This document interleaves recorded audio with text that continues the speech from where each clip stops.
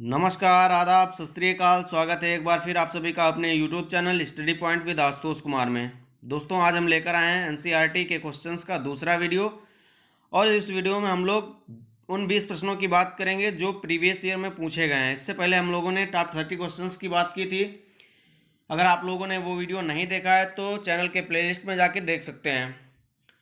Video शुरू करने से पहले अगर आप लोग इस वीडियो चैनल पर नए हैं तो प्लीज़ चैनल को सब्सक्राइब कर लीजिए, साथ ही साथ बेल आइकन को भी प्रेस करिए जिससे आगे आने वाले वीडियो आपको आसानी से मिलते रहें। तथा साथ ही साथ वीडियो को अपने दोस्तों के साथ भी शेयर करिए जिससे उनकी भी हेल्प हो सके। तो आइए देखते हैं आज का वीडियो। आज की वीडियो का पहला क्वेश्चन के बारे में हम लोग बात करेंगे।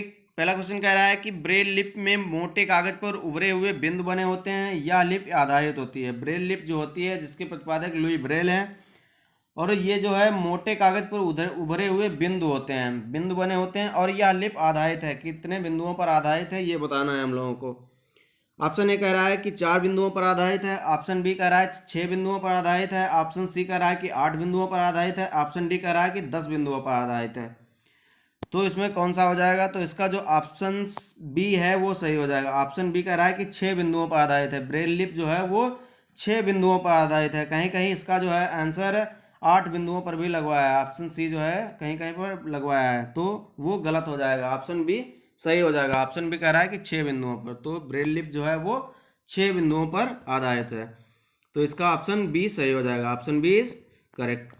इसके आगे देखेंगे अगला क्वेश्चन कह रहा है कि हमारे देश के नीचे दिए गए राज्य में खाने की चीजें जैसे टैपियोका और नारियल को लोग अपने घर के आंगन में उगाते हैं। टैपियोका और नारियल को लोग अपने घर के आंगन में उगाते हैं और उन्हें इनसे बने खाने का स्वाद जो है बहुत अच्छा लगता है। टैपियोका और नारियल से बने खाने का जो स्वाद है वो बहुत अच्छा लगता है। ये कौन सा राज्य है, कहाँ जो है टैपियोका उगाया जाता है, ये हमको बताना है।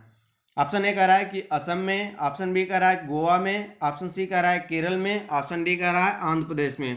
तो इसमें कौन सा जो है सही हो जाएगा ये हमको बताना है। तो इसका ऑप्शन सी सही हो जाएगा। ऑप्शन सी जो है केरल, वो सही हो जाएगा।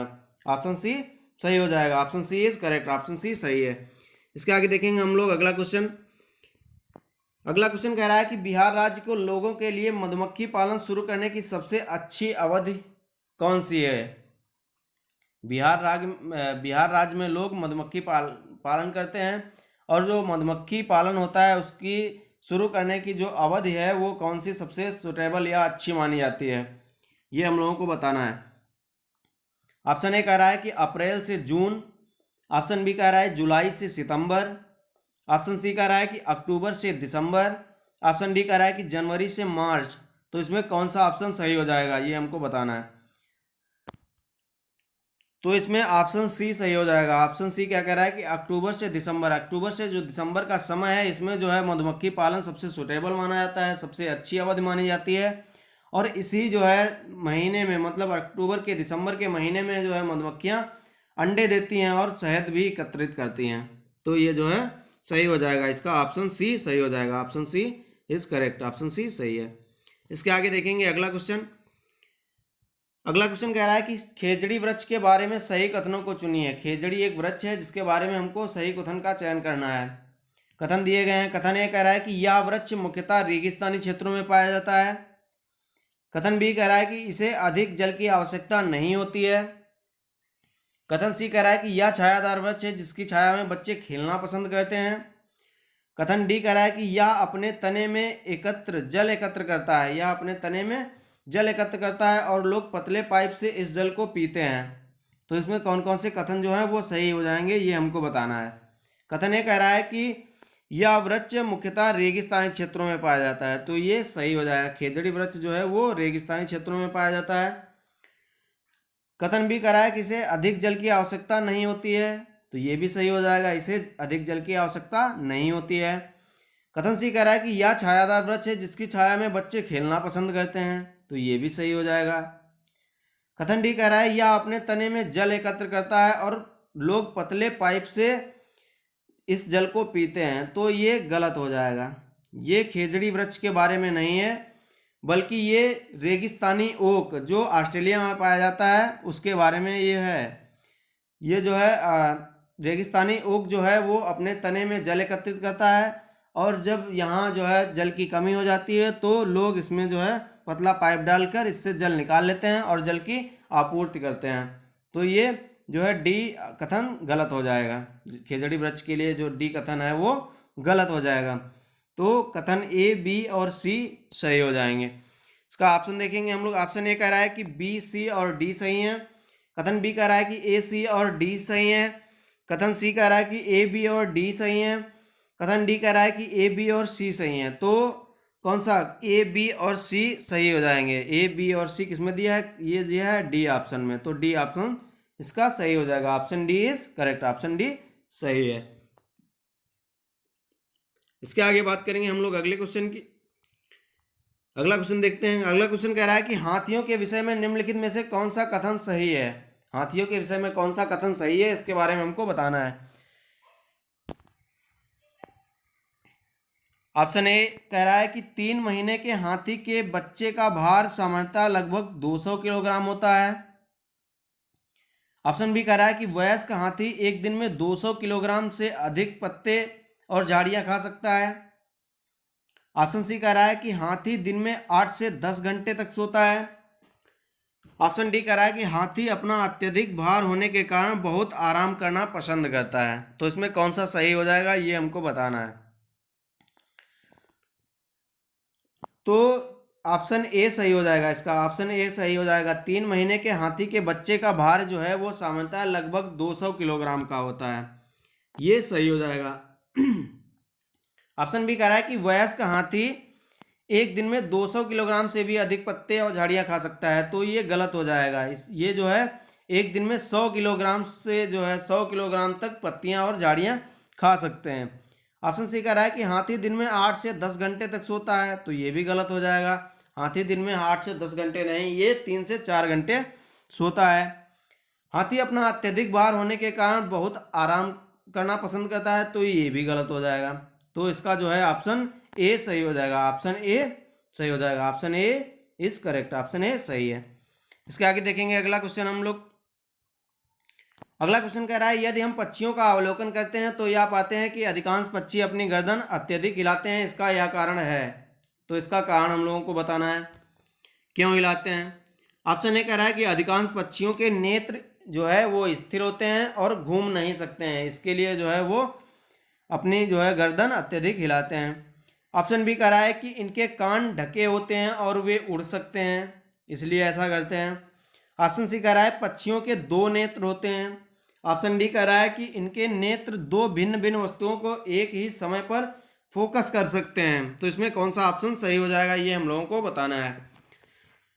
तो इसका जो ऑप्शन ए है वो सही हो जाएगा। ऑप्शन ए सही हो जाएगा। ऑप्शन ए क्या कह रहा है कि अधिकांश पक्षियों के नेत्र स्थिर होते हैं और घूम नहीं सकते हैं। अधिकांश जो पक्षी हैं उनके नेत्र जो है वो स्थिर होते हैं और घूम नहीं सकते हैं, इसके कारण जो है ये अपनी गर्दन को अत्यधिक हिलाते हैं या जो है ज़्यादा घुमाते हैं। तो इसका जो ऑप्शन ए है वो सही हो जाएगा। Option A is correct. Option A सही है। इसके आगे देखेंगे अगला क्वेश्चन। अगला क्वेश्चन कह रहा है कि निम्नलिखित में से हमारे देश के किस राज्य के अधिकतर लोग नारियल के तेल में पकी हुई समुद्र की मछली खाना पसंद करते हैं। यह क्वेश्चन भी सीटेट के एग्जाम में पूछा गया है। निम्नलिखित में से हमारे देश के किस राज्य में अधिकतर लोग जो है नारियल के तेल में पकी हुई मछली, किसमें नारियल के तेल में पकी हुई मछली जो है वो खाना पसंद करते हैं। तो ऑप्शन देखेंगे हम लोग। ऑप्शन ए कह रहा है कि मिजोरम में। ऑप्शन बी कह रहा है गोवा में। ऑप्शन सी कह रहा है कि जम्मू कश्मीर में। ऑप्शन डी कह रहा है बिहार में। तो इसमें कौन सा ऑप्शन सही हो जाएगा हम लोग देखेंगे। तो इसका ऑप्शन बी सही हो जाएगा। ऑप्शन बी जो है वो सही हो जाएगा। ऑप्शन बी क्या कह रहा है कि गोवा में जो है अधिकतर लोग जो है वो नारियल के तेल में बनी हुई समुद्र की मछली को खाना पसंद करते हैं। कहाँ? गोवा में। तो इसका ऑप्शन बी सही हो जाएगा। Option B is correct. Option B सही है। इसके आगे देखेंगे हम लोग अगला क्वेश्चन। अगला क्वेश्चन कह रहा है कि निम्नलिखित में से वह कौन सा जानवर है जिसके अग्र दांत हमेशा बढ़ते रहते हैं। ऐसा कौन सा जानवर है जिसके आगे के दांत जो हैं वो हमेशा बढ़ते रहते हैं। वे दांतों को बहुत अधिक लंबा न होने देने के लिए वस्तुओं को काटते और कुतरते रहते हैं। ऐसा कौन सा जानवर है जिसके जो आगे के दांत हैं वो हमेशा बढ़ते रहते हैं और अधिक न बढ़ने देने के लिए, अधिक लंबे न होने देने के लिए वो वस्तुओं को काटते या कुतरते रहते हैं। तो ऐसा कौन सा जानवर है ये बताना है हम लोगों को। ऑप्शन ए कह रहा है कि दीमक, ऑप्शन बी कह रहा है गिलहरी, ऑप्शन सी कह रहा है छिपकली, ऑप्शन डी कह रहा है चूहा। तो इसमें कौन सा सही हो जाएगा वो हमको बताना है। तो इसका ऑप्शन जो बी है वो सही हो जाएगा। गिलहरी जो है वो, गिलहरी के दांत हमेशा बढ़ते रहते हैं, आगे के दांत जो हैं वो हमेशा बढ़ते रहते हैं, और ये जो है चीज़ों को कुतरती या काटती रहती है, जिससे इसके दांत जो है वो घिसते रहते हैं, मतलब अधिक लंबे नहीं होते हैं, घिसते रहते हैं। तो इसका ऑप्शन जो है वो बी सही हो जाएगा। Option B is correct, option B सही है। इसके आगे देखेंगे हम लोग अगला क्वेश्चन। अगला क्वेश्चन कह रहा है कोई किसान उर्वरकों और कीटनाशकों का अधिक उपयोग करके अपने खेतों में बार बार धान की फसल उगा रहा है। ये किसान है जो अधिक उर्वरक और कीटनाशकों का उपयोग करता है और अपने खेत में जो है बार बार धान की फसल को उगा रहा है। ऐसा करने से उसके खेतों की जो मृदा है उस पर क्या इफेक्ट पड़ेगा ये बताना है। तो ऑप्शन ए कह रहा है कि केवल धान की खेती के लिए ही उपयोगी रहेगी। ऑप्शन बी कह रहा है कि जुताई के लिए उपयुक्त बन जाएगी। ऑप्शन सी कह रहा है कि बंजर हो जाएगी। ऑप्शन डी कह रहा है कि अन्य फसलों के लिए भी उपजाऊ बन जाएगी। तो इसमें कौन सा ऑप्शन सही है ये हम लोगों को बताना है। तो अधिक उर्वरक और कीटनाशकों का उपयोग करने से जो है और बार बार धान की फसल उगाने से या बार बार एक ही फसल उगाने से जो भूमि होती है, जो मृदा होती है वो बंजर हो जाती है। क्या हो जाती है?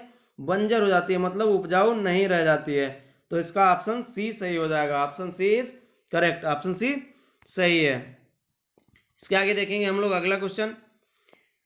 अगला क्वेश्चन कह रहा है कि रेगिस्तानी ओक के बारे में निम्नलिखित कथनों का अध्ययन करिए। रेगिस्तानी ओक के बारे में निम्न कथन दिए गए हैं और उनका हम लोगों को उनके बारे में जो है अध्ययन करना है और बताना है कि कौन कौन से जो कथन हैं वो सही हैं। कथन ये कह रहा है कि रेगिस्तानी ओक एक वृक्ष है जिसकी ऊंचाई हमारी कक्षा के कमरे के लगभग बराबर अर्थात लगभग 4 मीटर होती है। कथन भी कह रहा है कि इस वृक्ष की जड़ें नीचे वृक्ष की ऊंचाई की लगभग 30 गुनी गहराई तक जमीन में भीतर जाती हैं जब तक कि पानी तक ना पहुंच जाएं।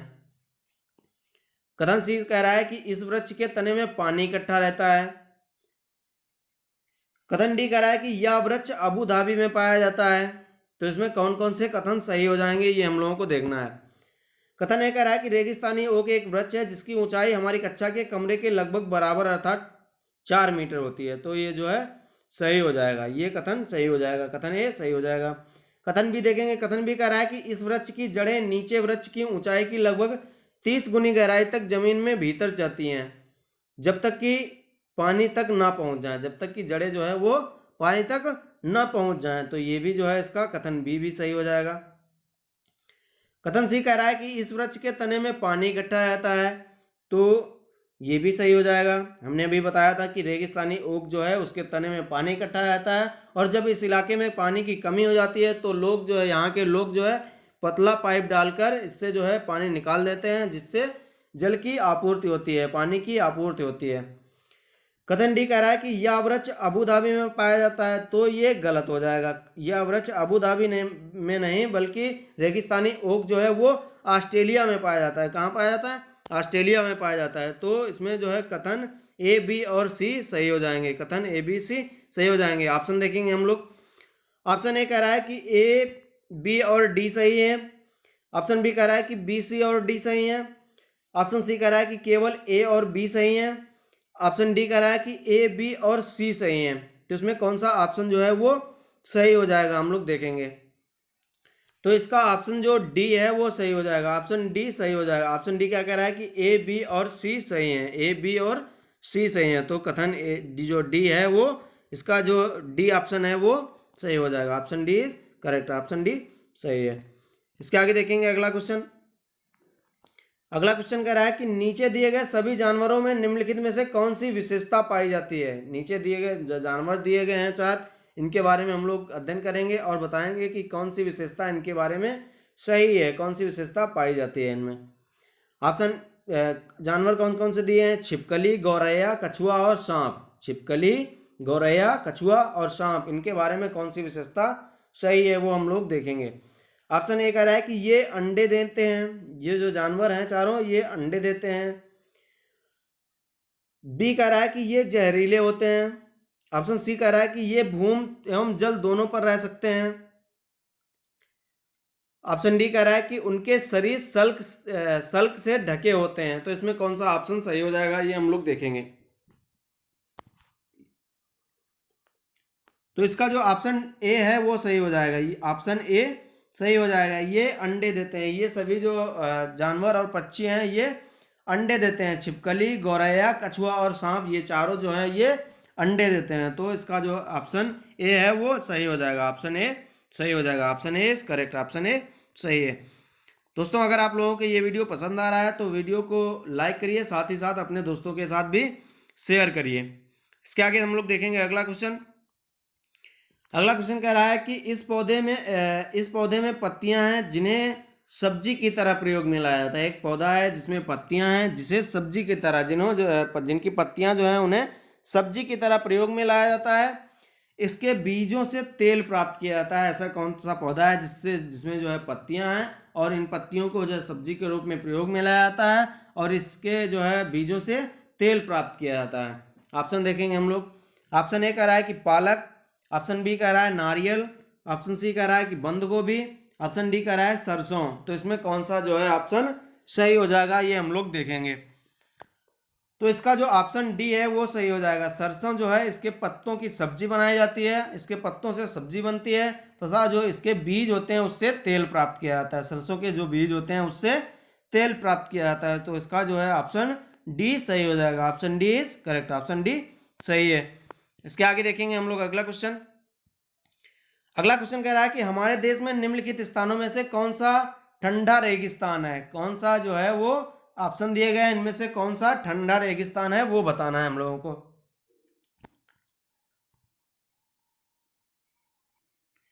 ठंडा रेगिस्तान कौन है वो बताना है। ऑप्शन ए कह रहा है जैसलमेर, ऑप्शन बी कह रहा है लद्दाख, ऑप्शन सी कह रहा है मेघालय, ऑप्शन डी कह रहा है दार्जिलिंग। तो इसमें से कौन सा ऑप्शन सही हो जाएगा ये हम लोग देखेंगे। तो इसका जो ऑप्शन बी है वो सही हो जाएगा। ऑप्शन बी क्या है? ऑप्शन बी है लद्दाख। लद्दाख को जो है ठंडे रेगिस्तान के नाम से जाना जाता है। लद्दाख जो है उसे ठंडे रेगिस्तान के नाम से जाना जाता है और ये श्रीनगर का एक पार्ट है। लद्दाख जो है वो श्रीनगर का पार्ट है और जो है इसे ठंडे रेगिस्तान के नाम से जाना जाता है। तो इसका ऑप्शन बी सही हो जाएगा। Option B is correct. Option B सही है। इसके आगे देखेंगे अगला क्वेश्चन। अगला क्वेश्चन कह रहा है कि खाद्य संरक्षण के लिए निम्नलिखित में से कौन सा जोड़ा ठीक नहीं है।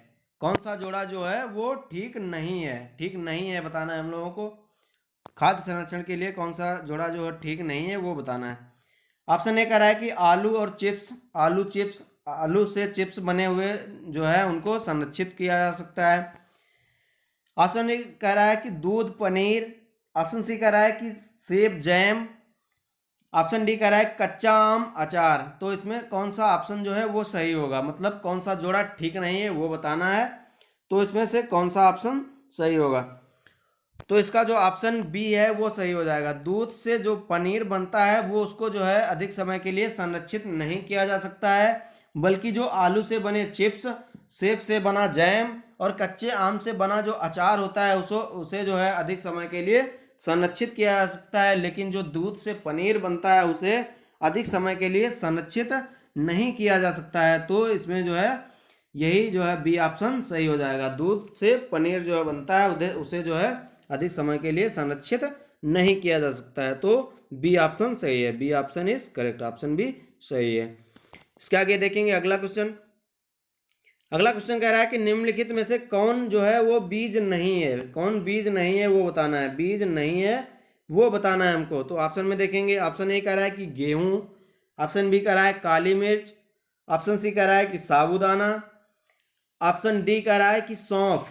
इसमें से कौन सा ऑप्शन सही मतलब बीज नहीं है वो हमको चूज करना है।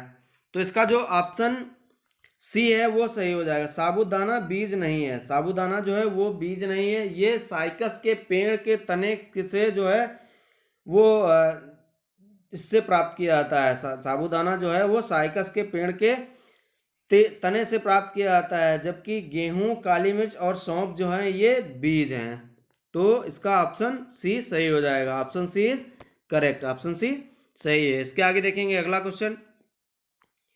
अगला क्वेश्चन कह रहा है कि नीता आंध्र प्रदेश जाती है और 2 साड़ियाँ खरीदती है। नीता जो है वो आंध्र प्रदेश जाती है और वहाँ 2 साड़ियाँ खरीदती है जो खासतौर पर वहीं बनाई जाती हैं, मतलब आंध्र प्रदेश में यही बनाई जाती हैं। वे क्या कहलाती हैं? इन साड़ियों को मतलब जो बनाई जाती हैं उन्हें क्या कहते हैं? तो ये इसमें कौन सा ऑप्शन सही होगा वो हम लोग देखेंगे। ऑप्शन ए कह रहा है कि पोचमपल्ली और कलमकारी। ऑप्शन बी कह रहा है कि पोचमपल्ली और कांजीवरम। ऑप्शन सी कह रहा है कि कलमकारी और चंदेरी। ऑप्शन डी कह रहा है कि कलमकारी और कंथा। तो इसमें कौन सा ऑप्शन सही होगा वो हम लोग देखेंगे। तो इसका जो ऑप्शन ए है वो सही हो जाएगा। जो ऑप्शन ए सही है। ऑप्शन ए क्या कह रहा है कि पोचमपल्ली और कलमकारी। पोचमपल्ली जो है इसे कहते हैं और इसे कलमकारी के नाम से भी जाना जाता है। और ये जो है आंध्र प्रदेश में फेमस है। यहाँ जो है कपड़े का कारोबार होता है। यहाँ जो है साड़ियाँ आदि जो है बनाई जाती हैं। तो ये पोचमपल्ली जो है एक आंध्र प्रदेश का जो है एक एरिया है। यहाँ जो है साड़ियाँ आदि जो है बनाई जाती हैं। तो इसका ऑप्शन ए सही हो जाएगा। Option A is correct. Option A सही है। इसके आगे बात करेंगे हम लोग अगले क्वेश्चन की। अगला क्वेश्चन कह रहा है कि एस्किमो अपने घर इग्लू का निर्माण बर्फ से करते हैं। एस्किमो जो है एस्किमो एक जनजाति है जो अपने घर मतलब इग्लू कहते हैं घर जो बनते हैं, इनका निर्माण बर्फ से करते हैं। और इसका क्या कारण है ये बताना है। इसका क्या कारण है ये बताना है। ऑप्शन में देखेंगे। ऑप्शन ए कह रहा है कि बर्फ ठंडी हवा और पानी को अंदर नहीं आने देता है। ऑप्शन बी कह रहा है कि बर्फ की दीवारों के बीच मौजूद हवा अंदर की गर्मी को बाहर जाने से रोकती है। ऑप्शन सी कह रहा है कि बर्फ मुफ्त में मिलती है, अन्य सामग्री की कीमत अधिक होगी। ऑप्शन डी कह रहा है कि ध्रुवीय क्षेत्रों में केवल बर्फ ही उपलब्ध है, इसलिए जो है ये बर्फ के घर बनाते हैं। तो इसमें कौन सा ऑप्शन सही होगा ये बताना है।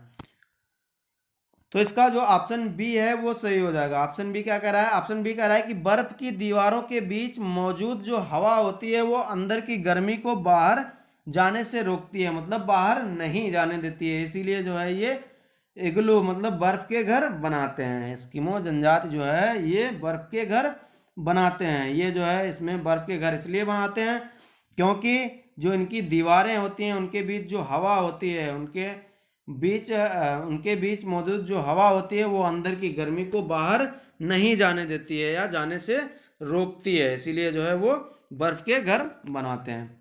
तो इसका ऑप्शन बी सही हो जाएगा। Option B is correct. Option B सही है। इसके आगे देखेंगे हम लोग अगला क्वेश्चन। अगला क्वेश्चन कह रहा है कि निम्नलिखित में से कौन सी विशेषता बरगद के पेड़ की जड़ों की नहीं है? बरगद के पेड़ की विशेषता कौन नहीं है ये हम लोगों को बताना है। नहीं है। ऑप्शन ए कह रहा है कि जड़ें शाखाओं से नीचे लटकती हैं। ऑप्शन बी कह रहा है कि इसमें जमीन के भीतर जड़ें होती हैं। ऑप्शन सी कह रहा है कि जड़ें भोजन का भंडारण करती हैं। ऑप्शन डी कह रहा है कि जड़ें जो है वो खंभों की तरह पेड़ को सहायता प्रदान करती हैं। जड़ें जो हैं वो खंभों की तरह पेड़ को सहायता प्रदान करती हैं। तो इसमें से कौन सी जो है विशेषता बरगद के पेड़ की जड़ों की नहीं है वो बताना है। कौन सी विशेषता नहीं है वो बताना है। तो इसका जो है ऑप्शन सी सही हो जाएगा। ऑप्शन सी सही हो जाएगा कि जड़ें जो है वो भोजन का भंडारण नहीं करती हैं। इसकी जड़ें जो हैं बरगद के पेड़ की जो जड़ें हैं वो भोजन का भंडारण नहीं करती हैं, बल्कि जड़ें जो हैं वो शाखाओं से नीचे लटकती रहती हैं। ये सही हो जाएगा। जमीन के भीतर होती हैं, ये भी सही हो जाएगा। और जड़ें जो हैं खंभों की तरह पेड़ को सहायता भी प्रदान करती हैं, ये भी सही हो जाएगा। और ये जो है गलत हो जाएगा। तो इसका आंसर यही हो जाएगा। ऑप्शन सी जो है इसका आंसर हो जाएगा। Option C is correct. Option C सही है। इसके आगे देखेंगे हम लोग अगला क्वेश्चन। अगला क्वेश्चन कह रहा है कि बगुला भैंस की पीठ पर बैठता है क्योंकि? बगुला जो है वो भैंस की पीठ पर बैठता है, क्यों बैठता है ये बताना है। ऑप्शन ए कह रहा है कि बगुला तथा भैंस में सहजीवी संबंध है। ऑप्शन बी कह रहा है कि बगुला जो है मनोरंजन के लिए भैंस की पीठ पर बैठता है। ऑप्शन सी कह रहा है कि भैंस बगुले को एक स्थान से दूसरे स्थान तक आने जाने में मदद करती है, इसलिए बैठता है। ऑप्शन डी कह रहा है कि बगुला भैंस को डराना चाहता है। तो इसमें कौन सा जो ऑप्शन है वो सही हो जाएगा। तो इसका ऑप्शन ए सही हो जाएगा। ऑप्शन ए क्या कह रहा है कि बगुला और जो भैंस है उसके बीच सहजीवी संबंध है। सहजीवी संबंध जो है वो बगुला और भैंस में है, इसीलिए जो है वो बगुला भैंस की पीठ पर बैठता है। तो इसका ऑप्शन ए जो है वो सही हो जाएगा। Option A is correct, option A सही है। इसके आगे हम लोग इस वीडियो के अंतिम और लास्ट क्वेश्चन पर बात करेंगे। लास्ट क्वेश्चन कह रहा है कि मच्छरों में प्रजनन की रोकथाम के लिए ठहरे पानी पर तेल डालने की सलाह दी जाती है, ऐसा इसलिए होता है क्योंकि। ऐसा क्यों होता है ये हम लोगों को बताना है। जो मच्छर हैं उनकी प्रजनन की क्षमता की रोकथाम के लिए, प्रजनन की रोकथाम के लिए ठहरे पानी पर तेल डालने की सलाह दी जाती है। जो ठहरा मतलब रुका हुआ पानी होता है उस पर तेल डालने की सलाह दी जाती है, ऐसा क्यों होता है ये बताना है। ऑप्शन देखेंगे हम लोग।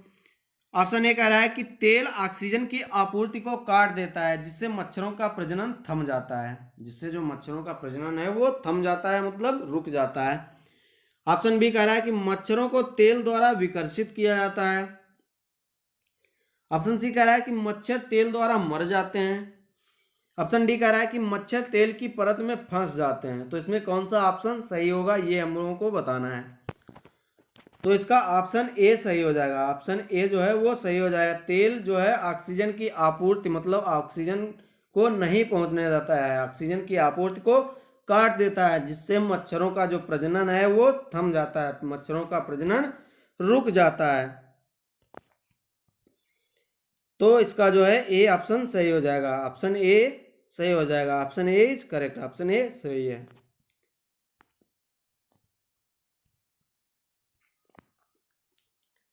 दोस्तों उम्मीद है ये वीडियो आप लोगों को पसंद आया होगा। अगर वीडियो पसंद आया है तो प्लीज़ वीडियो को लाइक करिए, साथ ही साथ चैनल को भी सब्सक्राइब करिए, जिससे आगे आने वाले वीडियो आपको आसानी से मिलते रहें, तथा वीडियो को अपने दोस्तों के साथ भी शेयर करिए। वीडियो कैसा लगा कमेंट बॉक्स में कमेंट करके बताइए। अब मिलते हैं अगले वीडियो में, तब तक के लिए नमस्कार।